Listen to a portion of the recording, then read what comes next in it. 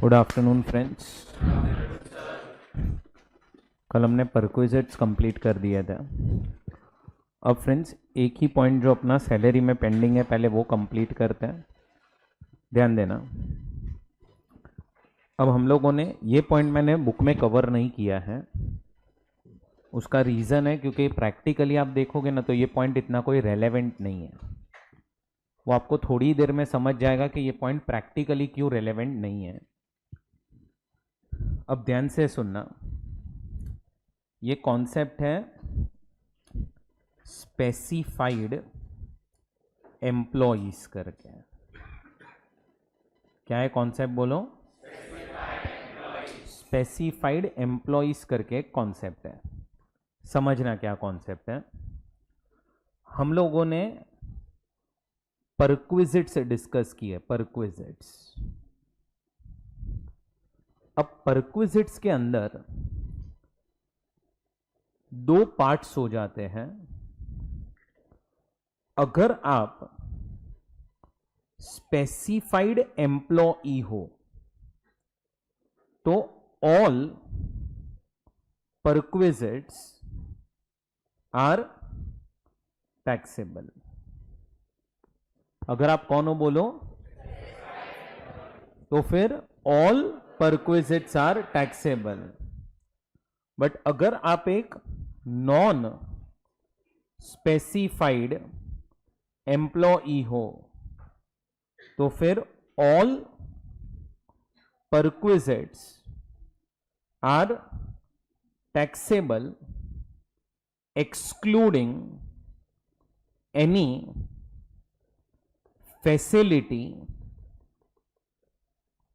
provided by employer to employee। ध्यान से समझना, अगर आप कौन से एम्प्लॉई हो, पहले तो स्पेसिफाइड एम्प्लॉई, तो क्या हो जाएगा?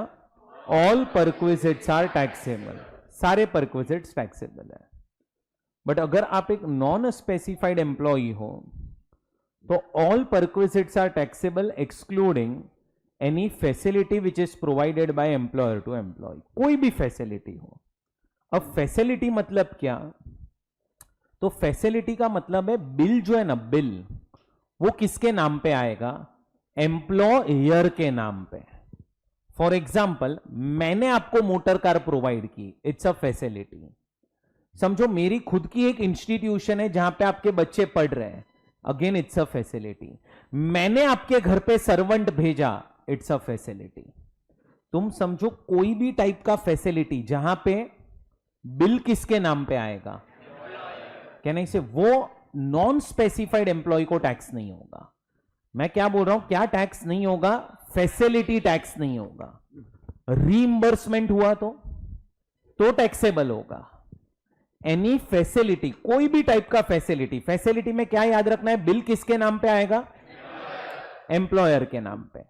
तो समझो मैंने आपके घर पे सर्वेंट भेजा, अब आपको वो सर्वेंट की सैलरी जो है वो मैं पे कर रहा हूं, तो आपको उस पर टैक्स लगेगा कि नहीं? तो वो डिपेंड करेगा कि आप स्पेसिफाइड एम्प्लॉई हो कि स्पेसिफाइड एम्प्लॉई नहीं हो।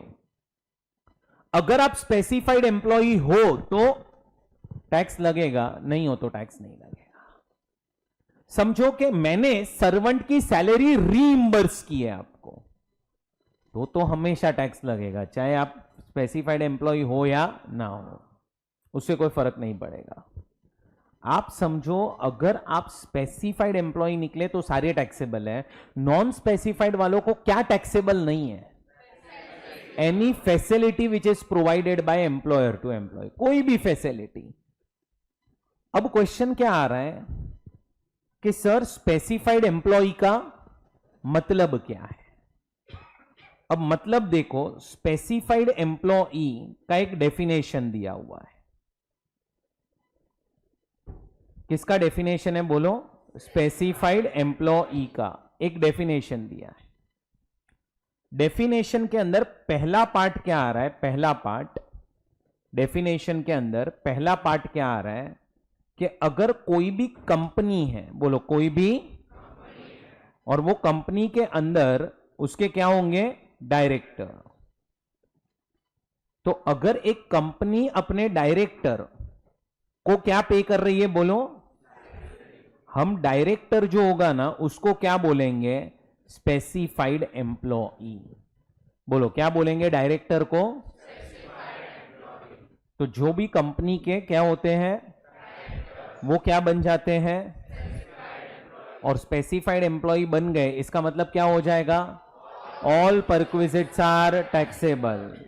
अच्छा, अगर आप स्पेसिफाइड एम्प्लॉय नहीं हो तो फिर तो क्या हो जाएगा, परक्विजिट सारे टैक्सेबल होंगे, बट अगर एम्प्लॉयर ने कोई भी फैसिलिटी प्रोवाइड, और फैसिलिटी हम किसको बोलेंगे, तो कोई भी परक्विजिट जिसका एम्प्लॉयर के नाम पे होगा, can I say that is a facility. Second, कोई भी ऐसा एम्प्लॉई जिसका एम्प्लॉयर के बिजनेस में सब्सटेंशियल इंटरेस्ट हो। बोलो कौन? कोई भी ऐसा जिसका एम्प्लॉयर के बिजनेस में क्या हो, क्या हो, एम्प्लॉयर के बिजनेस में सब्सटेंशियल इंटरेस्ट। अब एम्प्लॉयर के बिजनेस में सब्सटेंशियल इंटरेस्ट का मतलब क्या है? तो अगर ये एम्प्लॉयर कंपनी है, कंपनी, बोलो कौन है, तो सब्सटेंशियल इंटरेस्ट का मतलब होता है मोर देन और equal to 20% voting power. More than और इक्वल टू 20%, मतलब अगर किसी भी एम्प्लॉई के पास ये कंपनी के 20% या उससे ज्यादा इक्विटी शेयर्स होंगे तो हम क्या बोलेंगे कि वो एम्प्लॉई का सब्सटेंशियल इंटरेस्ट है। एंड अगर ये एम्प्लॉयर कंपनी नहीं है, अदर देन कंपनी है, मतलब क्या, पार्टनरशिप फर्म है, एलएलपी है, एओपी है, बीओआई है, कोई भी अदर एंटिटी है, तो आपका सब्सटेंशियल इंटरेस्ट कब बोला जाएगा, मोर देन और equal to 20% share in profit. मतलब अगर किसी भी एम्प्लॉय का एम्प्लॉयर के बिजनेस में 20% या उससे ज्यादा शेयर इन प्रॉफिट होगा तो हम बोलेंगे कि सब्सटेंशियल इंटरेस्ट है। तो अगर समझो मैं बोलूं कि इधर एक कंपनी है एबीसी लिमिटेड और यहां पे मिस्टर एक्स है। मिस्टर एक्स कौन है, एम्प्लॉई है, और ये एम्प्लॉई के पास ये कंपनी में 22% क्या है, इक्विटी शेयर्स। अब इसका मतलब मिस्टर एक्स क्या बन गया, स्पेसिफाइड एम्प्लॉय। या फिर समझो कि यहां पे एबीसी एंड कंपनी है, ये एक फर्म है या एक एलएलपी है या एक एओपी है या एक बीओआई है, और अगर मिस्टर एक्स का समझो ये एलएलपी फर्म के अंदर 22% क्या है, शेयर इन प्रॉफिट, तो वापस से ये क्या बन जाएगा, स्पेसिफाइड एम्प्लॉई। अरे सुना क्या तुमने? सो दो लोग आ गए स्पेसिफाइड एम्प्लॉय के डेफिनेशन में। पहला कौन, कंपनी नहीं, पहला कौन, डायरेक्टर एम्प्लॉय। जो कंपनी के डायरेक्टर्स होंगे उनको हम क्या बोलेंगे, स्पेसिफाइड एम्प्लॉई। और सेकंड कौन होगा, ऐसा एम्प्लॉई जिसका एम्प्लॉयर के बिजनेस में, बोलो क्या है, बोलो क्या है, अच्छा सब्सटेंशियल इंटरेस्ट है। ये हम कब बोलेंगे, तो वो डिपेंड करेगा कि एम्प्लॉयर कंपनी है कि अदर देन कंपनी है। अगर कंपनी है तो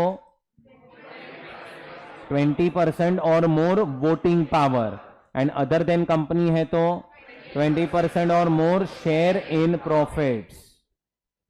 और लास्ट पॉइंट देखो, लास्ट पॉइंट ने सब बैंड बजा दिए है, इसके लिए ये पूरा डेफिनेशन रेलेवेंट नहीं होता है, ध्यान से सुनना।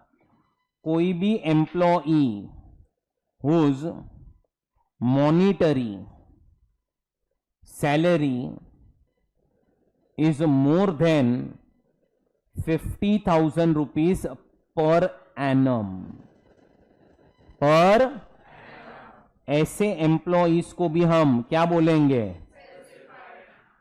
अब थोड़ा सा अपना दिमाग चलाओ। ऐसा एम्प्लॉय जिसकी मॉनिटरी सैलरी कितनी है, मोर देन 50,000 पर एनम, 50,000 से ज्यादा उसकी सैलरी है, उसको भी हम स्पेसिफाइड एम्प्लॉय बोलते हैं। अब मैं क्या बोल रहा हूं, समझो कोई एम्प्लॉय है जिसकी मंथली सैलरी 6,000 रुपया है, कहने से वो भी तो स्पेसिफाइड एम्प्लॉय बन गया। और थोड़ा और दिमाग चलाओ, अगर समझो किसी की मंथली सैलरी 4,000 रुपया है तो उसकी साल की सैलरी कितनी हो गई? 48। अब 48,000 वाले एम्प्लॉय को क्या तुम्हें लगता है एम्प्लॉयर सर्वेंट प्रोवाइड करेगा घर पे? क्या एम्प्लॉयर उसको गाड़ी देगा? नहीं। तुम्हें समझ में आ रहा हो ना? तो प्रैक्टिकली अगर हम बात करें ना, practically all employees are specified employees only. All employees are specified employees. हां, अगर समझो कोई एम्प्लॉय स्पेसिफाइड एम्प्लॉय नहीं है, जैसे मैंने आपको बोला जिसकी मॉनिटरी सैलरी 48,000 है ईयरली, 4,000 रुपया सैलरी है मंथली, तो तुम्हें यह समझ में आना चाहिए फिर वैसे एम्प्लॉइज को परक्विजिट्स भी नहीं मिलेंगे। प्रैक्टिकली मैं बात कर रहा हूं, समझ में आ रहा है क्या? एम्प्लॉयर एम्प्लॉय को फिर सर्वेंट प्रोवाइड नहीं करेगा, या एम्प्लॉयर एम्प्लॉय को कोई मोटर कार नहीं देगा, कहने से फिर कोई फैसिलिटी भी नहीं मिलती है। तो इसीलिए ये पॉइंट थियोरी के लिए ज्यादा रेलेवेंट है। प्रैक्टिकली अगर मैं बात करूं तो ये पॉइंट का कोई मतलब नहीं है। ये पॉइंट हटा भी देना अगर तो भी चले, बट ये पॉइंट दिया गया है आपके बुक में। इसके ऊपर 2 क्वेश्चंस भी है जहां पे सिर्फ वर्ड यूज होता है स्पेसिफाइड एम्प्लॉय। तो आपको सिर्फ पता होना चाहिए कि हु इज स्पेसिफाइड एम्प्लॉय। तो स्पेसिफाइड एम्प्लॉय का ये पूरा डेफिनेशन है। कोई भी ऐसा एम्प्लॉय जो एक कंपनी के अंदर डायरेक्टर है, या कोई भी एम्प्लॉय जिसका एम्प्लॉयर के बिजनेस में, या कोई भी एम्प्लॉय जिसकी monetary salary is more then, ऐसे एम्प्लॉयज को हम क्या बोलेंगे? और अगर एम्प्लॉय क्या बन गया? स्पेसिफाइड एम्प्लॉय बन गया तो उसको all perquisites are taxable. But अगर कोई पर्सन स्पेसिफाइड एम्प्लॉय तो उसको सारे परक्विजिट्स टैक्सेबल होंगे excluding facility provided by employer to employ. बोलो गया भेजे में। अब ये पॉइंट मेरा पेंडिंग था, ये पॉइंट मैंने बुक में नहीं रखा है। डीटी सिनॉप्सिस जो आप बुक देखोगे उसमें नहीं है, तो ये पॉइंट आप लोगों को आपके अभी बुक में नोट करना पड़ेगा सिर्फ। चलो बढ़ते हैं आगे। अब आपका सैलरी चैप्टर यहाँ पे कंप्लीट हुआ। अब फ्रेंड्स अपने को नेक्स्ट टॉपिक जो डिस्कस करना है वो है एग्रीकल्चर इनकम। बोलो क्या डिस्कस करना है? Agriculture income. अब इसके अंदर एक तो अपन डिस्कस करेंगे डेफिनेशन ऑफ एग्रीकल्चर इनकम, दूसरा हम डिस्कस करेंगे scheme of partial integration, and तीसरा हम डिस्कस करेंगे कॉम्पोजिट इनकम। क्या डिस्कस करेंगे? Composite income. चलो, अब हम लोगों ने जब टैक्स पढ़ना स्टार्ट किया था तब हमने एक पॉइंट डिस्कस किया था कि एग्रीकल्चर इनकम के ऊपर टैक्स नहीं लगता। याद है मैंने आपको कॉन्स्टिट्यूशन ऑफ इंडिया बताया था, तो उसमें ही लिखा था कि एग्रीकल्चर इनकम जो है उस पर टैक्स नहीं लगता। तो हम सबको पता है कि agriculture income is exempt from tax. अब ये जो एग्रीकल्चर इनकम एग्जम्प्ट हो रही है ना, वो हो रही है अंडर सेक्शन 10 क्लॉज 1। आपको मैंने पहले भी बोला है कि जब भी आपके सामने सेक्शन 10 आ जाए कुछ ना कुछ एग्जम्प्ट होने वाला है। सो सेक्शन नंबर कौन सा है? 10 क्लॉज 1, जिसमें आपको क्या दिया गया है? एग्जम्पशन। अब ध्यान से समझना, पहला जो अपना डिस्कशन करना है वो है definition of agriculture income, section number 2(1)(a). अब अगर हम बात करते हैं एग्रीकल्चर इनकम की, तो हमारे दिमाग में क्या आता है कि जो फार्मर की इनकम आती है वो, तो जो फार्मर कल्टीवेशन करता है और उसके थ्रू जो भी इनकम आती है that is your agriculture income. But now understand, income tax act सिर्फ फार्मर्स की इनकम को एग्रीकल्चर इनकम नहीं बोलता है. इनकम टैक्स एक्ट के अंदर टोटल 4 पॉइंट्स दिए गए हैं. अगर आपकी इनकम वो 4 पॉइंट्स में से कहीं पे भी फॉल हो गई, हम उस इनकम को क्या बोलेंगे? Agriculture income. और वो इनकम क्या हो जाएगी? Exempt from tax. वो इनकम क्या हो जाएगी? Exempt from tax. सो हम एग्रीकल्चर इनकम किसको बोलेंगे? तो जो इनकम डेफिनेशन के अंदर कवर्ड है उसको हम एग्रीकल्चर इनकम बोलेंगे. सो दिमाग से पहले एक चीज निकाल दो, क्या? कि सिर्फ फार्मर्स की इनकम ही एग्रीकल्चर इनकम नहीं है, और भी कुछ चीजें जिसको हमने एग्रीकल्चर इनकम कंसिडर किया है. क्या क्या चीजों को हमने एग्रीकल्चर इनकम कंसिडर किया है? स्टार्ट करते हैं पॉइंट नंबर 1 से. समझो एक पर्सन है मिस्टर ए. मिस्टर ए ने मिस्टर बी को एक लैंड यूज करने दी है. तो बदले में मिस्टर बी मिस्टर ए को क्या पे कर रहा है? रेंट. अब ये जो रेंट आया ना, रेंट, इस रेंट को हम क्या बोलेंगे? बोलो. किसके लिए ये इनकम है? मिस्टर. तो मिस्टर ए, आपके लिए ये रेंट क्या बन जाएगी? लाउडर, क्या बन जाएगी? लेकिन उसके लिए कंडीशन है कुछ. कंडीशन नंबर 1, ये लैंड जो है ना, लैंड वो कहां पे होनी चाहिए? In India. लैंड कहां होनी चाहिए? बोलो. इन. एंड सेकेंड कंडीशन, ये लैंड जो है वो यूज होनी चाहिए फॉर एग्रीकल्चर पर्पस. ये लैंड जो है वो क्या होनी चाहिए? बोलो. यूज होनी चाहिए. किस काम के लिए? एग्रीकल्चर पर्पस के लिए. अगर ये 2 कंडीशंस क्या हो जाएगी? तो मिस्टर ए, आपको ये जो एग्रीकल्चर इनकम मिल रही है, ये सारी की सारी इनकम क्या हो जाएगी? एग्जेम्प्ट. ये एग्जेम्प्ट हो जाएगी. सो मिस्टर ए ने क्या दिया है? बोलो. पहले तो मिस्टर बी को लैंड. मिस्टर बी से क्या रिसीव कर रहा है वो? अब ये रेंट इनकम किसके लिए? मिस्टर ए, आपके लिए ये रेंट क्या बन जाएगी? क्या बन जाएगी? बट उसके लिए कंडीशन नंबर 1, लैंड कहां होनी चाहिए? एंड लैंड यूज होनी चाहिए फॉर. थोड़ा सा अगर आप दिमाग चलाओगे तो जो सेकंड कंडीशन है ना, सेकंड कंडीशन वो डिपेंड करती है मिस्टर बी के ऊपर. मतलब अगर मिस्टर बी ये लैंड यूज करेगा फॉर, तो मिस्टर ए को जो रेंट मिलेगा क्या नहीं से वो एग्रीकल्चर इनकम माना जाएगा. सो ये जो यूज वाला पार्ट है ना, यूज वाला, वो मिस्टर बी पे डिपेंड करता है. अब क्वेश्चन क्या आ रहा है कि लैंड यूज हो रही है फॉर एग्रीकल्चर पर्पस, ये हम कब बोलेंगे? तो लैंड जो है ना, लैंड वो एग्रीकल्चर पर्पस के लिए यूज हो रही है, ये हम तभी बोलेंगे जब उस लैंड के ऊपर बेसिक ऑपरेशंस हुए हो. क्या हुए हो? बोलो. अब एक लैंड जो होती है उसके ऊपर 2 टाइप के ऑपरेशंस होते हैं. एक होते हैं बेसिक ऑपरेशंस और एक होते हैं सब्सिक्वेंट ऑपरेशंस. बोलो. पहला क्या होता है? Basic operation. दूसरा क्या होता है? Subsequent operation. Now what is basic operations? तो बेसिक ऑपरेशंस का मतलब होता है ऐसी एक्टिविटीज या ऐसे ऑपरेशंस जो होते हैं कल्टीवेशन के पहले. कल्टीवेशन के जो भी एक्टिविटीज है, जो भी ऑपरेशंस होते हैं, उसको हम क्या बोलते हैं? Basic operations. And subsequent operations are the operations which are done after cultivation. मतलब एक बार प्लांट ग्रो हो चुका, उसके बाद जो भी ऑपरेशंस होते हैं उसको हम क्या बोलते हैं? सब्सिक्वेंट.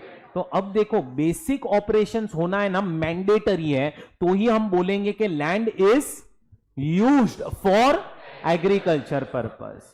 अब बेसिक ऑपरेशंस का मतलब क्या होता है? तो जैसे ही प्लांट ग्रो होने वाला है उसके पहले आप क्या करते हो? तो समझो आपके पास एक लैंड है, तो पहले आप वो लैंड को डिग करोगे, फिर उसमें सीड्स डालोगे, फिर वो वापस से ग्राउंड का लेवलिंग करोगे, फिर वाटर सप्लाई होगा, एंड फिर you can say plant grow होना स्टार्ट हो जाएगा.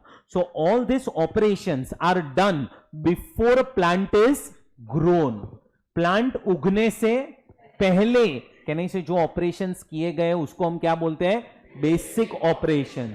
एंड एक बार प्लांट ग्रो हो चुका, उसके बाद आप क्या करोगे? तो उसको हार्वेस्ट करोगे. हार्वेस्ट करने के बाद अगर समझो डिफरेंट डिफरेंट क्वालिटीज का एग्रीकल्चर प्रोड्यूस है तो उसका ग्रेडिंग करोगे. जैसे अगर मैं मैंगोज का ही एग्जांपल लूं अभी, तो कहने से डिफरेंट डिफरेंट टाइप के मैंगोज अवेलेबल होते हैं मार्केट में. तो उसका आप क्या करोगे? बाइफर्गेशन कर दोगे कि ये मैंगोज है हमारे पास. फिर कहने से उसका पैकिंग करके उसको बेचना स्टार्ट करोगे.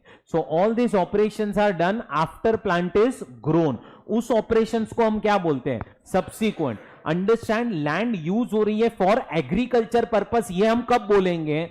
जब उस लैंड पे कंपल्सरी क्या हुए हैं? And basic operations are the operations which are done before cultivation और बिफोर जर्मिनेशन. जर्मिनेशन का मतलब होता है उगना, मतलब प्लांट ग्रो होने से पहले.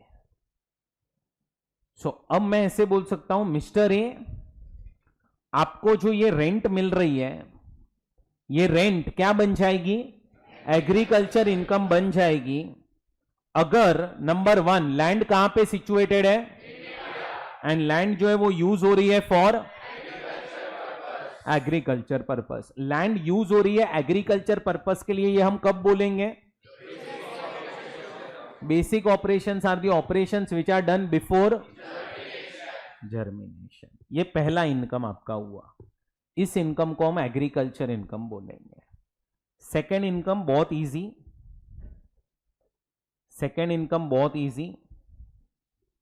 Second income is profit from cultivation.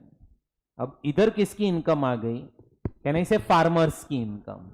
अब मेरे एग्जाम्पल में, मेरे ऊपर वाले एग्जाम्पल में मिस्टर बी की इनकम यहां पे आ गई. तो मिस्टर बी, आपको जो भी प्रॉफिट आएगा उसको भी हम क्या बोलेंगे?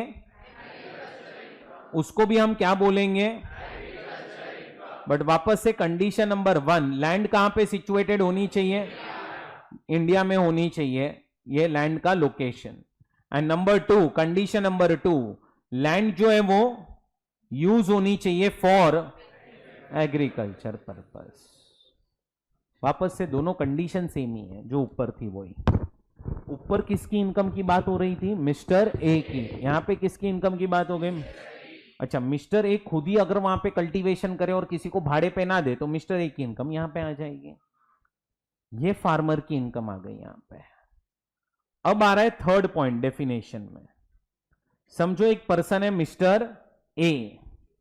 मिस्टर ए ने मिस्टर बी को एक लैंड और लैंड से ही नजदीक एक बिल्डिंग जो है वो यूज करने दी है.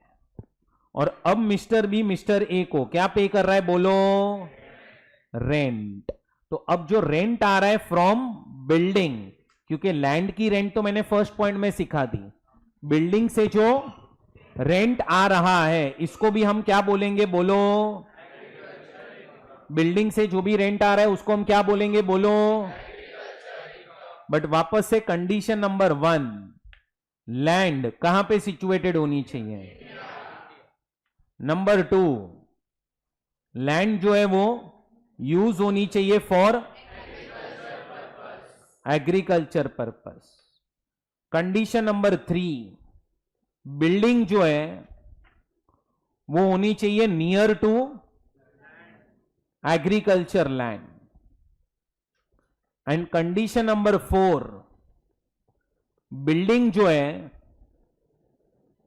वो भी यूज होनी चाहिए फॉर एग्रीकल्चर पर्पस. अब बिल्डिंग यूज होनी चाहिए फॉर एग्रीकल्चर पर्पस, इसका मतलब क्या? तो बिल्डिंग इनडायरेक्टली एग्रीकल्चर पर्पस के लिए यूज होनी चाहिए. बिल्डिंग में कोई आप बेसिक ऑपरेशंस नहीं करोगे, बट तुम समझो एक सपोज लैंड है और वो लैंड के एक कोने में मैंने एक बिल्डिंग बना दी है. अब मैं लैंड और बिल्डिंग दोनों आपको भाड़े पे दे रहा हूं, आप वहां पे कल्टीवेशन कर रहे हो। अब तुम्हें समझ में आ रहा है, कल्टीवेशन करने के बाद जो भी एग्रीकल्चर गुड्स आपने प्रोड्यूस किए, कहने से उसको एज अ स्टोरेज तुम यूज कर रहे हो बिल्डिंग को, तो हम बोल सकते हैं कि बिल्डिंग जो है वो इनडायरेक्टली यूज हो रही है एग्रीकल्चर पर्पस के लिए। या फिर समझो कि आप वहां पे कल्टीवेशन कर रहे हो, लेकिन आपके अंडर आपने 20 एम्प्लॉइज को अपॉइंट किया है, क्योंकि लैंड बहुत बड़ा है तो आप अकेले तो कल्टीवेशन नहीं कर पाओगे, तो आपने अंडर 20 लोगों को अपॉइंट किया है, वो 20 लोगों को रहने के लिए कहने से वो बिल्डिंग यूज कर रहे हो तुम, तो हम बोल सकते हैं कि बिल्डिंग जो है वो यूज हो रही है फॉर एग्रीकल्चर पर्पस। अगर ये सारी कंडीशन सेटिस्फाई हो गई तो थर्ड पॉइंट क्या बोलता है कि जो भी रेंट आएगा कहां से, जो भी रेंट आएगा कहां से, उसको भी हम क्या बोलेंगे, उसको भी हम क्या बोलेंगे। एंड अब लास्ट पॉइंट फोर्थ। अब फोर्थ पॉइंट पहले डेफिनेशन के अंदर नहीं था, बाद में डाला गया है। क्या? Income from plant nursery. Plant nurseries पता है क्या होती है? देखो आपके घर पे अगर आप समझो प्लांट लेके आते हो तो वो कहां से लेके आते हो आप? प्लांट नर्सरी से।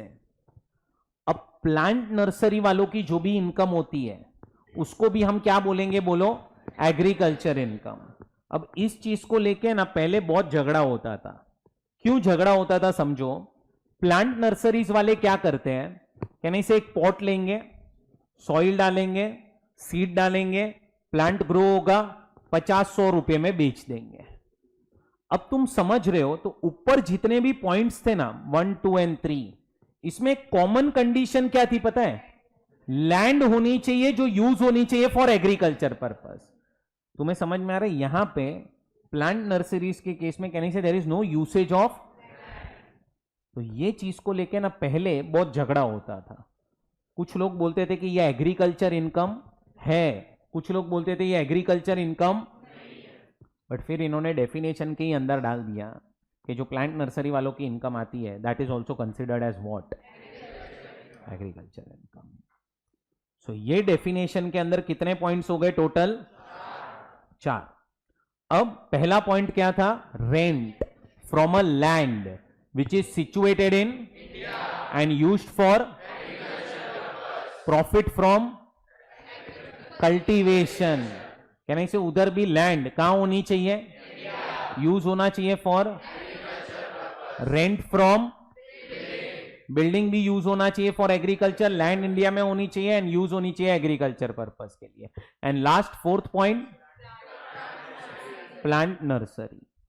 अब एक बार question not in inter CA but final CA में ऐसा क्वेश्चन आया था, सुनना बराबर से। मेरे पास एक लैंड है, मैंने ये लैंड मिस्टर ए को दे दी। जैसे ही मैंने लैंड मिस्टर ए को दी, बारिश हुआ एंड वहां पे कुछ प्लांट अपने आप ग्रो हुए। होता है ना ऐसा, बारिश की वजह से आप देखोगे तो अपने आप प्लांट्स ग्रो हो जाते हैं। ये भाई साहब ने क्या किया, उसको सिर्फ हार्वेस्ट किया और उसको बेचा, इसको पैसा आया, इसको इनकम आई और इसने मुझे रेंट पे की, क्योंकि मैंने इसको भाड़े पे दिया था ना। अब मेरी जो रेंट है क्या वो एग्रीकल्चर इनकम है कि नहीं है? मेरी जो रेंट है क्या वो एग्रीकल्चर इनकम है कि नहीं है? तो आंसर इज नहीं है। क्यों पता है? क्योंकि ये लैंड के ऊपर भाई साहब ने बेसिक ऑपरेशंस किए ही नहीं है। समझ रहा है? वर्डिंग्स ऐसे थे, income derived from sale of timber and growth of timber was spontaneous growth. Spontaneous मतलब अपने आप ग्रो हो चुका था बिकॉज ऑफ बारिश। बारिश के वजह से there was spontaneous growth of timber and timber इन्होंने बेचा था। इसकी इनकम भी एग्रीकल्चर नहीं है और मेरी इनकम भी एग्रीकल्चर नहीं है। मुझे तो क्या मिल रहा था? रेंट, और इसको तो कहने से डायरेक्टली हार्वेस्ट करके जो प्रॉफिट आया वो, दोनों की इनकम एग्रीकल्चर नहीं है। सो क्या होना मैंडेटरी है? बोलो, बेसिक ऑपरेशंस होना मैंडेटरी है। ये आपका पहला पार्ट कंप्लीट हुआ, डेफिनेशन ऑफ एग्रीकल्चर इनकम। चलो अब पहले आप इतना लिख लेंगे, फिर अपन सेकेंड पार्ट पे जाते हैं। चलो बढ़ते हैं आगे। अब पहले मैं आप लोगों को कॉम्पोजिट इनकम करके पार्ट है ना वो करवा देता हूं, और लास्ट में अपन scheme of partial integration discuss करते हैं। कॉम्पोजिट इनकम का मतलब क्या है? तो कॉम्पोजिट इनकम का मतलब है कि आपको agriculture income and non agriculture income दोनों साथ में आ रही है, दोनों इनकम। अब एग्जांपल लो कि आज शुगर जो है, शुगर वो किस में से बनता है? शुगर केन से। तो अब तुम्हें समझ में आना चाहिए कि शुगर केन का अगर आप कल्टीवेशन करते हो, कल्टीवेशन, सो अगर समझो एक पर्सन है जो शुगर केन सिर्फ ग्रो करता है, अगर समझो आपका नाम क्या? नितिन। नितिन ने शुगर केन का कल्टीवेशन किया है, तो आज नितिन अगर कल्टीवेशन करके शुगर केन मुझे बेच देता है और मैं शुगर केन अपने फैक्ट्री में लेके जाके उसको शुगर में कन्वर्ट करता हूं, तो तुम्हें समझ में आ रहा है नितिन की जितनी भी इनकम है दैट इज एग्रीकल्चर इनकम। मेरी जो भी इनकम है दैट इज कहने से नॉन एग्रीकल्चर इनकम। लेकिन अगर एक एग्जांपल हम ऐसा लेके, नितिन जो है वो शुगर केन का कल्टीवेशन करता है, उसका खुद का ही एक फैक्ट्री है, वो खुद के ही फैक्ट्री में शुगर केन को लेके जाके शुगर में कन्वर्ट करके शुगर बेचता है। तो अब तुम्हें समझ में आ रहा है, अब नितिन की जो इनकम आएगी या नितिन को जो भी प्रॉफिट आएगा, क्या नहीं से वो दोनों प्रॉफिट, मतलब ये नितिन को जो प्रॉफिट आ रहा है वो दोनों का मिक्सचर आ रहा है, that is agriculture income and non agriculture income. उसको जॉइंट में इनकम आ रही है। तो अब हमें क्या करना पड़ेगा?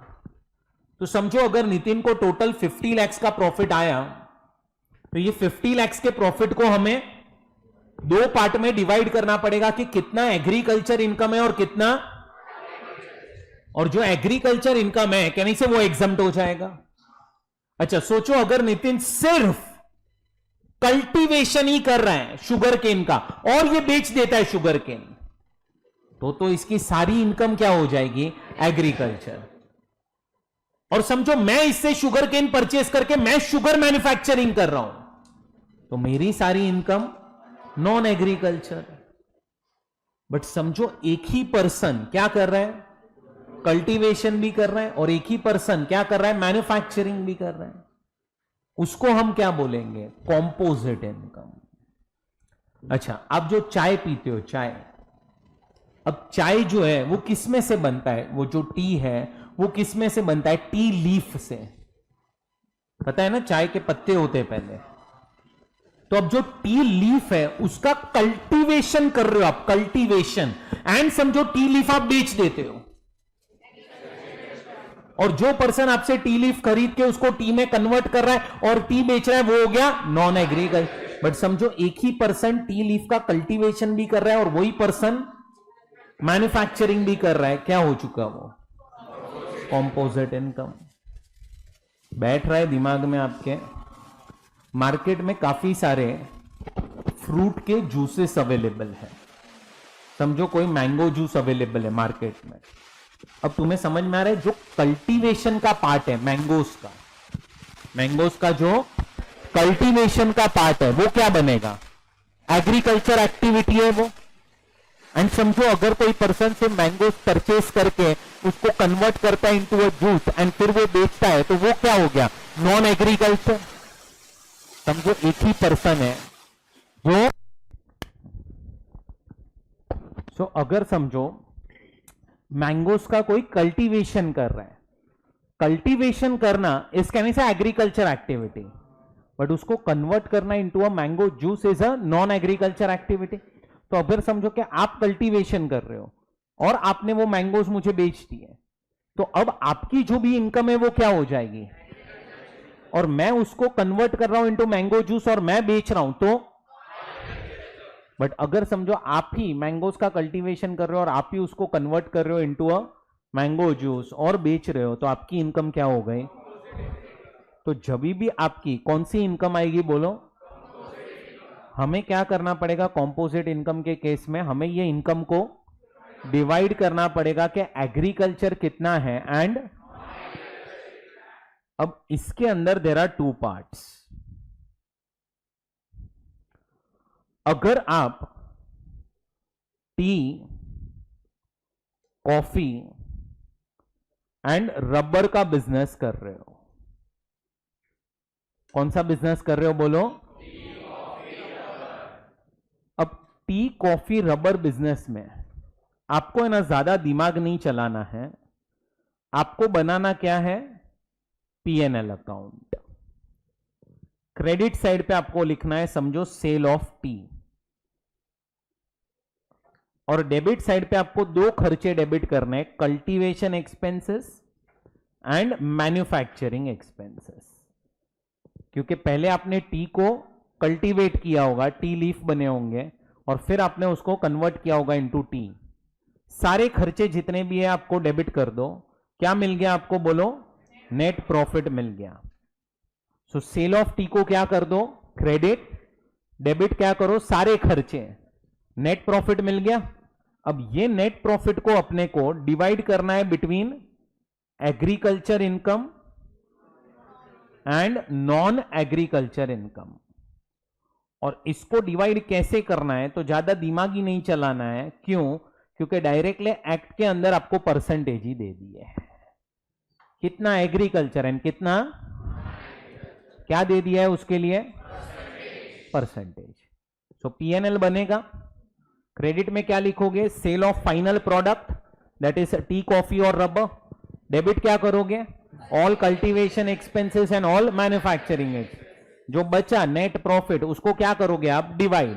और डिवाइड कैसे करोगे? तो उसके लिए परसेंटेजेस पहले से ही दे दिए है।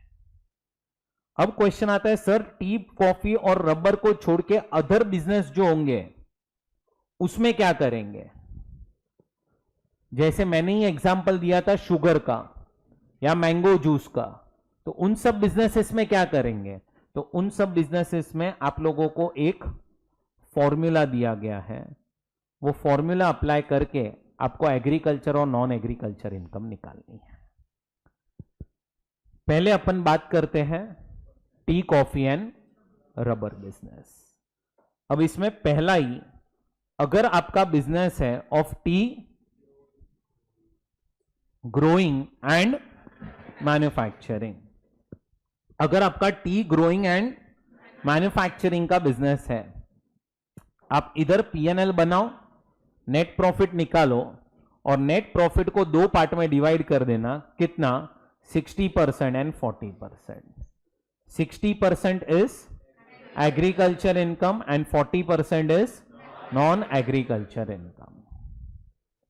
सो आपको कुछ नहीं करना है, सिर्फ पीएनएल बना के फाइनल प्रॉफिट को डिवाइड कर देना है। अगर आपका बिजनेस है रबर ग्रोइंग एंड मैन्युफैक्चरिंग, तो फिर परसेंटेज उन्होंने कर दिए 65 एंड 35। 65 एंड 35। एंड अगर आपका कॉफी का बिजनेस है, अब कॉफी के अंदर है ना दो कैटेगरीज है। पहला coffee grown and cured, and फिर आपने बेचा, या फिर it is grown, cured, roasted etcetera, या फिर कोई भी और एक्टिविटी की और बेचा। मतलब आफ्टर क्योरिंग अगर आपने कोई भी और एक्टिविटी की और फिर बेचा तो अलग से है। अगर आपने कॉफी को ग्रो किया, क्योरिंग करके एक प्रोसेस होता है जहां पे कॉफी है ना, कॉफी जब ग्रो होती है ना तो वो कॉफी बीन्स होते हैं। मार्केट में कॉफी बीन्स ही सेल हो सकते हैं डायरेक्टली, बट अब है ना कॉफी बीन्स से कुछ लोग कॉफी को निकालते हैं। जब कॉफी बीन से कॉफी निकलती है ना उसको हम बोलते हैं रॉ कॉफी, तो उस प्रोसेस को हम बोलते हैं क्योरिंग। अगर समझो आपने कॉफी को ग्रो किया, क्योरिंग प्रोसेस ऐड किया एंड फिर बेचा, बेचना इज नॉट अ प्रोसेस, बेचना प्रोसेस नहीं है, तो फिर आपका फर्स्ट में फॉलो हो जाएगा एंड आपका एग्रीकल्चर हो जाएगा 75 और नॉन एग्रीकल्चर 25। बट समझो आपने कॉफी बीन्स ग्रो हुए, आपने उसमें से रॉ कॉफी निकाला, फिर कॉफी को आपने रोस्ट किया मतलब सेका और फिर उसको बेचा, या फिर आपने उसको कन्वर्ट किया इनटू अ पाउडर फॉर्म और फिर बेचा, मतलब after curing you add any process, कोई प्रोसेस हुआ, थोड़ा सा अपना दिमाग चलाओगे ना, थोड़ा सा दिमाग, आप कौन से प्रोसेस बढ़ा रहे हो पता है, नॉन एग्रीकल्चर।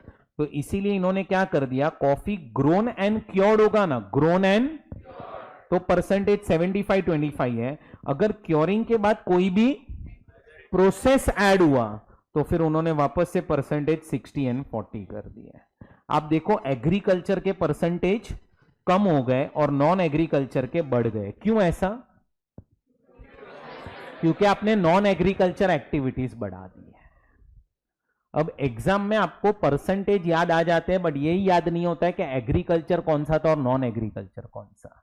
तो याद रखना, ज्यादा वेटेज एग्रीकल्चर को दिया है, सब जगह पे आप देखो higher weightage is given to agriculture. So tea growing and manufacturing क्या परसेंटेज है? रबर के केस में coffee grown and cured, grown, cured, roasted और any process which is added after curing, then it is 60 and 40। बोलो ये समझ में आया? तो ये किसके केस में था? T, coffee and rubber. क्या करना है अपने को क्वेश्चन में? पीएनएल बनाने का, नेट प्रॉफिट आएगा, डिवाइड कर देने का एंड परसेंटेज आपको दिए हुए हैं। इजी है। अब क्या बचा? Other businesses. मैंने क्या बोला? अदर बिजनेसेस में क्या है? फॉर्मूला। पहले तो फॉर्मूला, एग्रीकल्चर इनकम कैसे निकालनी है आपको, पूरा फॉर्मूला लॉजिकली एक्सप्लेन करूंगा, पहले मैं फॉर्मूला लिख लेता हूं। आप पहले ले लो market value of agriculture produce when it is transferred to factory. क्या ले लो बोलो? Market value of when it is transferred to factory, और इसमें से माइनस करना क्या? Cultivation expenses. बोलो क्या माइनस करना? क्या मिल जाएगा आपको? Agriculture income. क्या मिल जाएगा? एंड आपकी नॉन एग्रीकल्चर इनकम क्या होगी? Non agriculture income. तो नॉन एग्रीकल्चर इनकम में लिखना सेल्स। किसका सेल्स? फाइनल प्रोडक्ट का सेल्स लिखो, माइनस करो क्या? मैन्युफैक्चरिंग एक्सपेंसेस, और माइनस करना क्या? Market value of agriculture produce when it is transferred to factory. ये भी माइनस कर देना, और जो बचा that is your non agriculture income.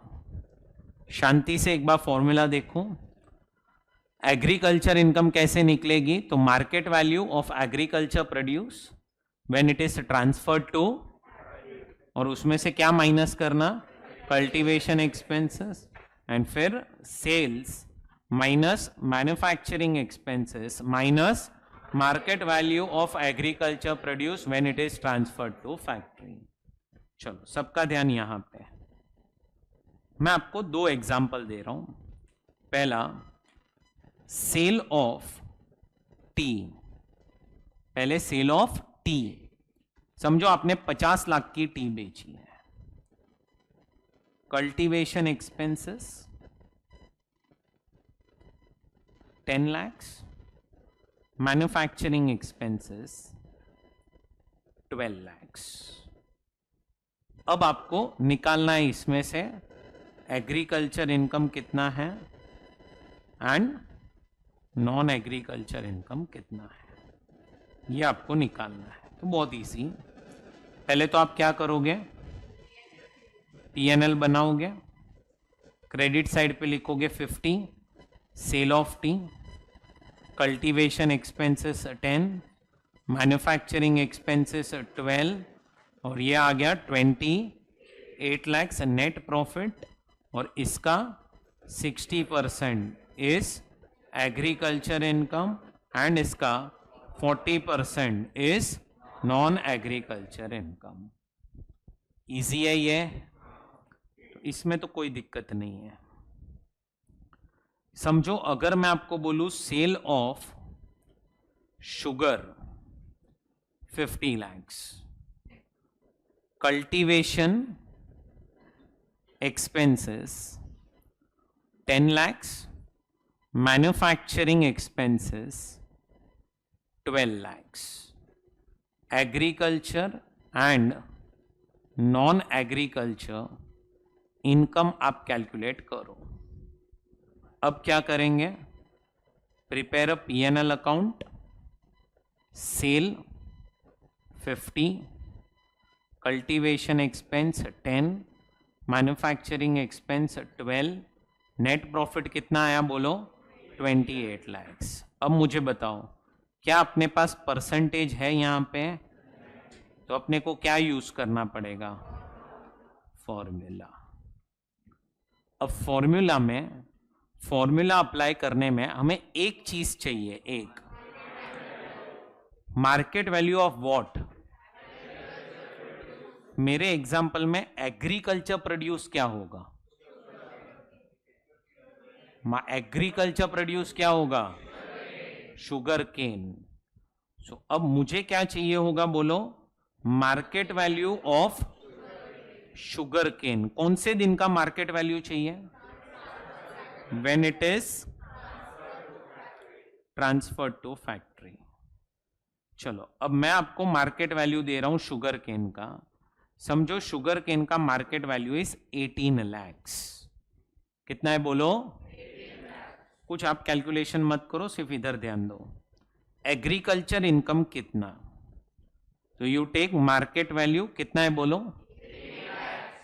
18 lakhs, और इसमें से कल्टीवेशन एक्सपेंस माइनस करो, कितने थे, कितना बचा 8 lakhs, क्या बन गया आपका। एंड नॉन एग्रीकल्चर इनकम क्या होगा, तो सेल्स ले लो, कितने में आपने शुगर बेचा था, माइनस क्या करो मैन्युफैक्चरिंग एक्सपेंस कितने थे, एंड माइनस करो market value of sugar cane कितना था 18, कितना बचा, ये क्या बन गया 20 lakhs प्लस 8 lakhs, आ गया तुम्हारा आंसर इधर 28। कुछ आ रहा है समझ में, लेकिन अब थोड़ा सा ये फॉर्मूला समझो किस तरह से अपन ने अप्लाई किया है। समझो नितिन जो है, अब ध्यान से सुनना, रट्टा नहीं मारना है अपने को, फॉर्मूला लॉजिकली समझ लेना है। नितिन जो है वो शुगर केन क्या कर रहा है, पहले तो कल्टीवेट, एंड फिर वही शुगर केन को अपने फैक्ट्री में लेके जाके क्या बनाता है, शुगर। अब ध्यान से सुनना, 2 मिनट के लिए ऐसा सोचना है आपको, 2 मिनट के लिए ऐसा सोचना है कि 2 नितिन है, 2। पहला नितिन जो है ना वो शुगर केन का क्या कर रहा है, कल्टीवेशन, और पहला नितिन सेकंड नितिन को शुगर केन बेचता है, ट्रांसफर नहीं, बेचता है, और ये पर्सन इसको पैसा देता है। और सेकंड नितिन क्या करता है, शुगर केन खरीदता है, शुगर बनाता है और शुगर बेच रहा है। अब पहला नितिन, नितिन नंबर 1 क्या कर रहा है, वो शुगर केन का, तो उसका कहने से कल्टीवेशन पे खर्चा होगा कितना 10 लाख। अब नितिन 1 ने नितिन 2 को शुगर केन बेचा, नितिन 1 ने नितिन 2 को शुगर केन कितने में बेचेगा ये? कहना इसे जो मार्केट में प्राइस रहेगा उतने में। कितनी थी मार्केट में प्राइस?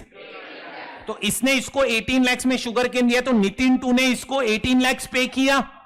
अब समझो नितिन 1 के पॉइंट ऑफ व्यू से सोचो कितना आया। तो कहने से वो 18 lakh is like sale of sugar cane for him, and उसमें से वो माइनस करेगा कल्टीवेशन, तो नितिन 1 की जो इनकम हो गई वो क्या है? 8 लाख हो गई। वो कौन सी है? एग्रीकल्चर। एंड अब नितिन 2 के पॉइंट ऑफ व्यू से सोचो, उसने क्या किया? 18 लाख में शुगर केन परचेज किया, फिर उसको मैन्युफैक्चर किया और बेचा। कितने में बेचा? पर मैन्युफैक्चरिंग पे खर्चा हुआ 12 और शुगर केन खरीदने पे खर्चा हुआ 18 लाख। तो 50 माइनस 12 माइनस 18 कहने से नॉन एग्रीकल्चर नितिन 2 की। तुम्हें समझ में आ रहा है? ये मार्केट वैल्यू है ना, ये this is like sales and यहां पे दिस इज लाइक परचेज। तुम्हें समझ में आ रहा है? तो मार्केट वैल्यू यूज करके हम सिर्फ इनकम को डिवाइड कर रहे हैं और कुछ नहीं कर रहे हैं। रट्टा मारने की जरूरत है? ये फॉर्मूला तुम्हें लॉजिकली समझा? This market value for agriculture income is acting like a sales and वहां पे it is acting like a purchases. बस अपने को ये चीज अप्लाई करना है। ये समझा? तुम्हें पक्का समझा कि नहीं समझा? अच्छा, टी कॉफी रबर में तो दिमाग ही नहीं चलाना है, परसेंटेज दिए हैं। मेन तो आपको बस ये अदर में फॉर्मूला है, बट वो फॉर्मूला नहीं है, वो लॉजिकल है पूरा। हुआ क्लियर? कॉम्पोजिट इनकम चलो लिख लेंगे।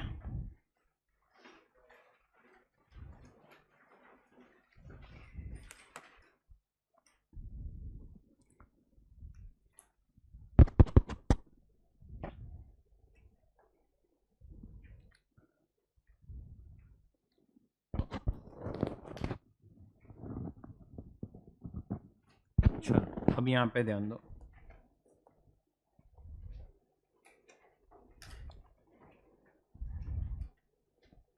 अब आपका लास्ट पार्ट स्टार्ट हो रहा है, स्कीम ऑफ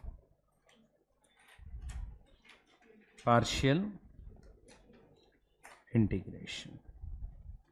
अब ये बहुत ही इंपॉर्टेंट पार्ट है, ध्यान से सुनना। यहां पे अब कुछ कैलकुलेशन और सब आने वाला है, थोड़ा बराबर से समझना। एग्जाम में ये वाला पार्ट आता भी है ना, तो भी आप लोगों को क्लिक नहीं होता है कि ये प्रोविजन अप्लाई करना है। सो थोड़ा सा बराबर से समझो प्रोविजन क्या है। स्टार्ट कर रहे हैं हम लोग स्कीम ऑफ पार्शियल इंटीग्रेशन से। चलो सुनो, देखो जो भी आप एग्रीकल्चर इनकम अर्न करते हो, एग्रीकल्चर इनकम कहां अर्न करते हो? In India. जो भी आपकी एग्रीकल्चर इनकम आती है कहां पे आती है? बोलो, इंडिया में। वो हमने क्या पढ़ा कि एग्रीकल्चर इनकम जो इंडिया में आएगी वो एग्जम्प्ट है। तो जो भी आपकी एग्रीकल्चर इनकम आएगी कहां से? बोलो लाउडर। मैं बोल सकता हूं आउटसाइड इंडिया वाली एग्रीकल्चर इनकम क्या है, but it depends on residential status and scope of income. किस पे डिपेंड करता है? बोलो, एंड स्कोप ऑफ इनकम के ऊपर। सो आपको जो भी इनकम आएगी कहां पे? Outside India. कौन सी? अब समझो एग्रीकल्चर इनकम आपको कुछ आई आउटसाइड इंडिया, बट वो रिसीव इंडिया में हुई है, क्या हो जाएगी? टैक्सेबल टू ऑल हो जाएगी, RNOR, RBNOR एंड NR। अच्छा, समझो आपको एग्रीकल्चर इनकम आई है आउटसाइड इंडिया और रिसीव भी बाहर ही हुई है, तो टैक्सेबल होगी सिर्फ RNOR को। सो आपको आउटसाइड इंडिया जो एग्रीकल्चर इनकम आएगी वो तो टैक्सेबल है, बट वो डिपेंड करता है on residential status and scope of income. अब जो एग्रीकल्चर इनकम कहां से आ रही है? बोलो लाउडर। अब इंडिया से जो एग्रीकल्चर इनकम आ रही है ना, उसमें आप लोग चेक करोगे क्या कि scheme of partial integration, scheme of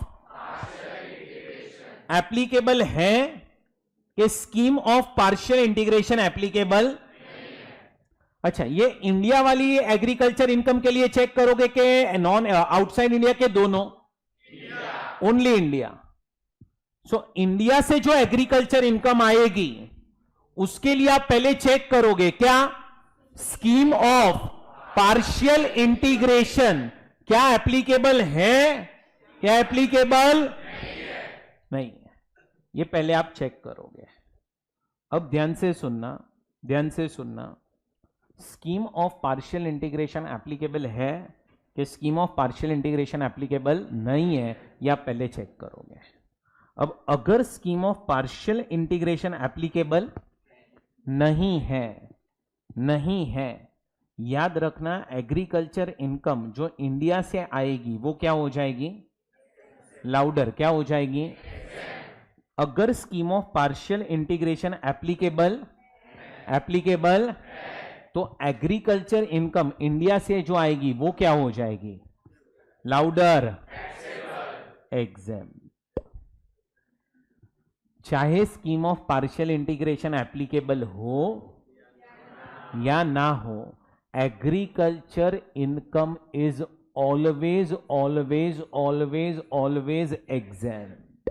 और कौन से सेक्शन में एग्जम्पशन मिलता है? Section number 10(1).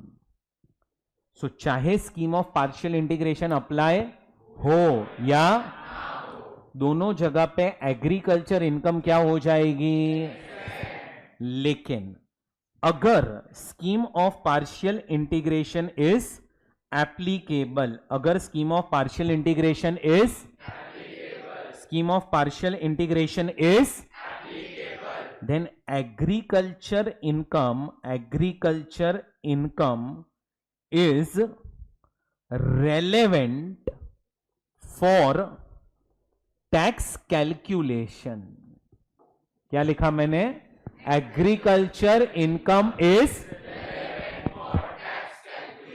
अब तुम्हारे दिमाग में आना चाहिए डाउट कि सर आप एक जगह पे लिख रहे हो कि एग्रीकल्चर इनकम इज एग्जेम्प्ट और आप दूसरी जगह पे लिख रहे हो कि it is relevant for tax calculation. ये कैसे पॉसिबल है? दोनों स्टेटमेंट कहने से ऑपोजिट डायरेक्शन में जा रही है। एक जगह पे आप बोल रहे हो इट इज एग्जेम्प्ट, एक जगह पे बोल रहे हो it is relevant for tax calculation. तो हमें यही नहीं समझ में आ रहा है कि it is exempt, it is taxable, वही अपने को समझना है। अब अगर एग्रीकल्चर, अगर scheme of partial integration is not applicable, then agriculture income is not relevant for tax calculation।